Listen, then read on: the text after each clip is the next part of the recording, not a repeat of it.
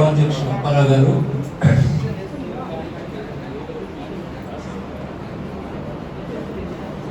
వేదికను అలంకరించిన గౌరవనీయ పెద్దలారా, ఈ కార్యక్రమానికి హాజరైనటువంటి స్నేహితులారా, పాత్రికేయ మిత్రులారా, మీ అందరికీ సందర్భంగా హృదయపూర్వక నమస్కారం తెలియజేస్తున్నాను. అంబేద్కర్ విజ్ఞాన్ భవన్ పునర్నిర్మాణం చేసి కొంతకాలం క్రితమే దీన్ని ఇనాగరేట్ చేయడానికి ఒక డేట్ ఫిక్స్ చేసి నన్ను ఆహ్వానించడానికి కొంతమంది మిత్రులు నా వద్దకు రావడం జరిగింది. ఉన్నటువంటి మిత్రులు, ఆర్గనైజ్ చేసినటువంటి మిత్రులు. ఇది అప్పటికే శాసనసభ తేదీలు ఫిక్స్ అవ్వడం వల్ల నేను రాలేను, మరొకసారి చూద్దామని అంటే ఇది వాయిదా వేస్తామని చెప్పి ఈ తేదీకి దీన్ని పునఃప్రారంభానికి పెట్టారు, నన్ను ఆహ్వానించారు. ఈ దినం కూడా ఒక ప్రత్యేకత ఉంది. ఈ దేశంలో అనేక పోరాటాలకి ఆద్యుడైనటువంటి వాడు, అంబేద్కర్కి గురువు లాంటి వాడు జ్యోతిబాబా పూలే వారి వర్ధంతి కావడం ఒక ప్రత్యేకత. ఆ సందర్భంగా అంబేద్కర్ పేరును కట్టినటువంటి విజ్ఞాన్ భవన్ ప్రారంభించడం మీ అందరి సంస్కారానికి నేను అభినందిస్తూ ఉంటాను. ఇది చాలా కాలం క్రితం ప్రారంభించినప్పుడు కూడా నేను రావడం జరిగింది.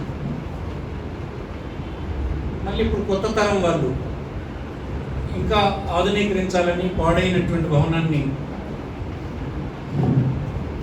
పునరుద్ధరించాలని మీరే చందాలు వేసుకుని చక్కగా నిర్మాణం చేశారు. మమ్మల్ని అందరినీ ఈరోజు పిలిచారు. ముఖ్యంగా జిల్లాలో బాగా షెడ్యూల్ క్యాస్ట్, షెడ్యూల్ కులం వర్గాల కోసం పనిచేస్తున్నటువంటి అనేక త్యాగాలు చేసినటువంటి నాయకులందరినీ ఈనాడు వేదిక మీద పిలిచారు. ఇందులో కొట్టొచ్చినట్టు ఐక్యత కనిపిస్తుంది. ఇది మంచి పరిణామం అని నేను నమ్ముతున్నాను.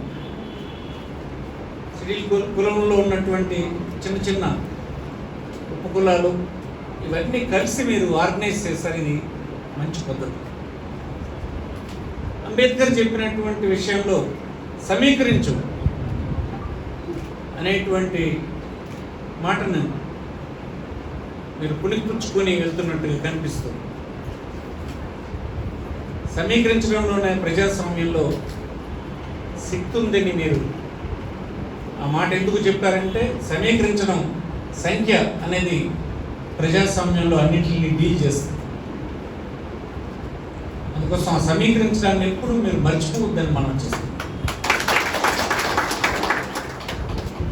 వర్గాలను చేసేటువంటి వాళ్ళు కొన్ని ప్రయోజనాల కోసం, వాళ్ళ ప్రయోజనాల కోసం వాళ్ళు చేస్తుంటారు.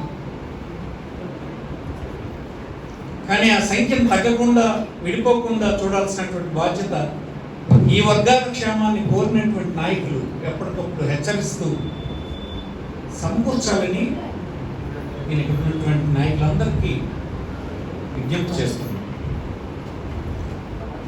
ఇప్పుడే మీరు చెప్పారు, ఈ ప్రభుత్వం ఏర్పడింది. ఈ ప్రభుత్వం దిశ ఏంటో మీకు తెలుసు. ఇది ఎన్నికలకు ముందు ఒక మాట, తర్వాత ఒక మాట చెప్పే ప్రభుత్వం కాదు. ఎన్నికల్లో ఏం చెప్పామో అదే తర్వాత కూడా, ఎన్నికల్లో మేనిఫెస్టోలో ఏం పెట్టామో అదే పాలన. దీనికి గాను ప్రభుత్వం వనరులు సమీకరించుకోవడంలో చాలా ఇబ్బందులు పడుతుంది. అత్యంత దయనీయంగా జీవిస్తున్నటువంటి వర్గాలకు ఈ ప్రభుత్వం ఒక వెన్నుదన్నుగా నిలబడాలన్నటువంటి ఒక కఠోరమైన ప్రయత్నం జరుగుతుంది. దాంట్లో చాలా మందితో యుద్ధం చేయడానికి, ఎదుర్కోవడానికి సిద్ధపడుతుంది. ఇదంతా మీరు 2.5 సంవత్సరాలు చూశారు. నిజానికి ఈ ప్రభుత్వం చేపట్టే నాటికి అంతకు ముందు ప్రభుత్వం చేపట్టినటువంటి కార్యక్రమాలు, శాంక్షన్స్ ఇచ్చినటువంటివి, టోకెన్స్ ఇచ్చి 40,000 కోట్ల రూపాయలు బడ్జెట్లో డబ్బు లేకుండా టోకెన్స్ ఇష్యూ చేశారు. మరి అది తర్వాత వచ్చిన ప్రభుత్వం ఎలా చేస్తుంది? బడ్జెట్లో ఉంటే ప్రాబ్లం లేదు, బడ్జెట్లో లేకుండా టోకెన్స్ ఇష్యూ చేసి వెళ్ళిపోతే ఆ ప్రభుత్వం వస్తే వాళ్ళు చూస్తారు, ఇంకో ప్రభుత్వం వస్తే ఇంకో ప్రభుత్వ ప్రయారిటీస్కి వెళ్ళిపోతుంది. మనం జగన్మోహన్ రెడ్డిని కూడా తప్పు పట్టలేదు. కారణం ఏంటంటే ఆయన ముందే చెప్పాడు, నా ప్రభుత్వం వస్తే ఇచ్చేస్తాను, ఇది చేయను, ఇది చేయలేను చెప్పాడు. ఇప్పుడు మేమేమన్నా ఆయన చెప్తున్నాడు, నేను నా ప్రయారిటీ, నా మేనిఫెస్టో జగన్ చెప్పానేదో అది చేయాల్సిందే, నేను ఇంకా దేనికి డివేట్ అయ్యే ప్రశ్న లేదు, అది చేస్తానని చెప్పి. అందుకోసం ఇట్లాంటివన్నీ మనం ఒప్పించలేకపోతున్నాం. మనీ లేదు, నిజంగా చెప్పాలంటే మనీ లేదు. నేను దీనికే ఇస్తున్నాను, దాంతో అయిపోతుంది, నా మనీ అయిపోతుంది, ఇంకా లేదని చెప్తున్నాను. నా మేనిఫెస్టో నాకు గ్రంథం, నా మేనిఫెస్టో నాకు భగవద్గీత, నా మేనిఫెస్టో నాకు రాజ్యాంగం, అన్ని సర్వం అదే, నేను దాని మీదే ఉంటాను అంటున్నాడు. మనం కాదలేం కదా. అందుకోసం చాలా ప్రోగ్రామ్స్ ఇలాంటివి కొన్ని మనం చేయాల్సి ఉన్నాయి. మన శ్రీకాకుళంపట్నంలో ఉన్నాయి, మన జిల్లాలో ఉన్నాయి, ఇలాగ రాష్ట్రంలో ఉన్నాయి. ఇవన్నిటికీ అవసరమైనటువంటి వనరులు సమీకరించుకోవడానికి కొన్ని వర్గాల మీద ఇతరత్ర పన్నులు వేసే కార్యక్రమం కూడా దండిగానే చేస్తున్నాం. సంపన్నమైన వర్గాల నుంచి వచ్చినటువంటి నిధుల్ని బీద వర్గాలకు పంచాలనే ప్రయత్నం పెద్ద ఎత్తున జరుగుతుంది. మీరు చూస్తున్నారు, ఈ ప్రభుత్వంలో ఎప్పుడు రానటువంటి ఓటా, ముఖ్యంగా షెడ్యూల్ క్యాస్ట్, షెడ్యూల్ ట్రైబ్, బలహీన వర్గాలకు అత్యున్నతమైనటువంటి ఎగ్జిక్యూటివ్ పోస్టుల్లో పెట్టినటువంటి ప్రభుత్వం స్వాతంత్రం వచ్చిన తర్వాత వైఎస్ఆర్ కాంగ్రెస్ పార్టీ ఒకటే మీకు సందర్భంగా అయితే కొంతమంది ఎగ్జిక్యూటివ్ కావచ్చు, కొద్దిమంది కావచ్చు, కానీ ఆ కొద్దిమంది చేతిలో ప్రభుత్వం పాలసీ ప్రకారం చేయాల్సినటువంటి పథకాలు, కార్యక్రమాలు, నిర్ణయాలు, అధికారాలు, హక్కులు, నిర్ణయాలు చేయడానికి ఉండేటువంటి అధికారం ఉంటుంది పాలనలో. ఈ సమయంలో అలాంటి ప్రాంతాల్లో ఉన్నటువంటి వారు ఈ అనగారిన వర్గాల తాలూకు అవసరాలను తీర్చి వాళ్ళు తలెత్తుకుని బ్రతికేటట్టుగా చేయాల్సినటువంటి అవసరం ఉంది. అంటే మీరు ఎక్కడ చూడండి, ప్రపోర్షనేట్గా షెడ్యూల్ క్యాస్ట్ ఆఫీసర్స్ని, షెడ్యూల్ క్యాస్ట్ అన్ని వర్గాల్ని అన్ని ప్లేసుల్లోనూ పెట్టడం జరిగింది. మీరు ఈసారికి గమనించి ఉంటారు. దానికి కారణం ఆ నిర్ణయాలు ఎక్కడ అన్యాయం జరగకుండా ఉండాలి. రాజ్యాంగంలో వివిధ చట్టాల్లో చెప్పినటువంటి అంశాలన్నీ యథాతథంగా ఉండాలి, జరగాలి అని చెప్పి చేసినటువంటి పని. గడిచిన కాలంలో ఇలా లేదు. ఇప్పుడు తూచా తప్పకుండా పాటించే పని జరుగుతుంది.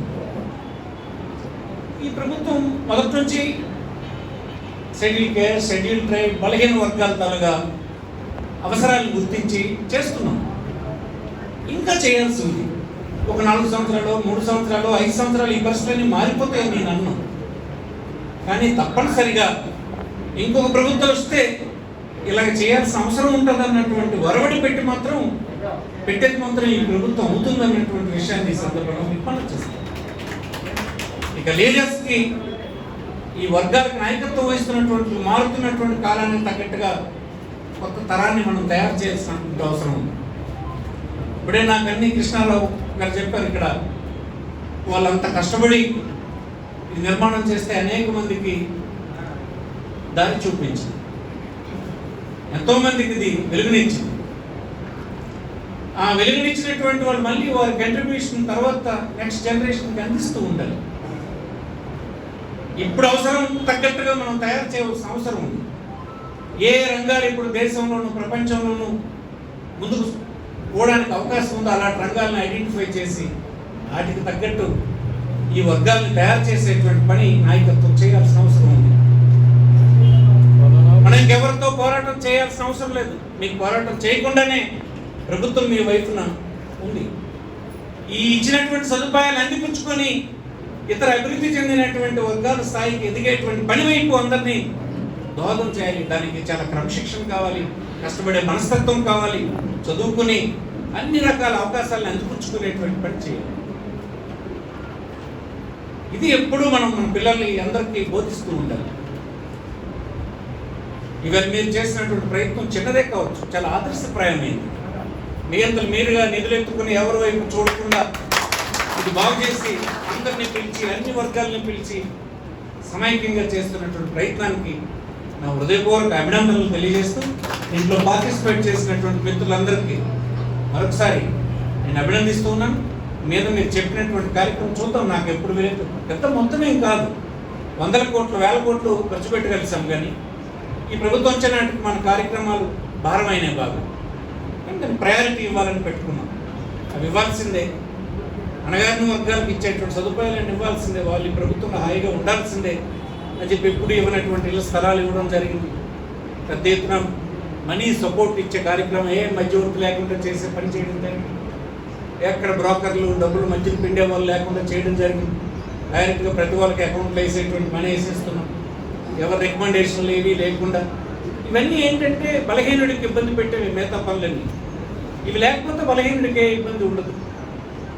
డైరెక్ట్గా అకౌంట్లో పడిపోతే, మధ్యవర్తులు లేకపోతే, రికమెండేషన్లు అన్నీ లేకపోతే బలహీనుడికి ప్రయోజనం జరుగుతుంది. అందుకోసం ఆ సిస్టమ్స్ అన్ని తేవడం జరిగింది. అయితే ఇదే సంస్కరణలతో మొత్తం అన్ని సమస్యలు పరిష్కారం అయిపోతాయి. అవు ఒక మంచి ఒరవడి పెట్టడం జరిగింది. ఇంకా మిగిలినటువంటి కూడా చేయాలి. ఇది కూడా చూద్దాం. మనం ఏది కాకపోతే ఇంకో మార్గమైనా ఆలోచించి తప్పకుండా మీరు ఇంత శ్రద్ధగా చేస్తున్నటువంటి పని భవిష్యత్ తరాలకు పనికొచ్చే పని అయ్యేటట్టుగా ఎవరికైనా చెప్తామని అందరం మనం చూస్తూ ఈవేళ నేను 10 రోజుల నుంచి లేను.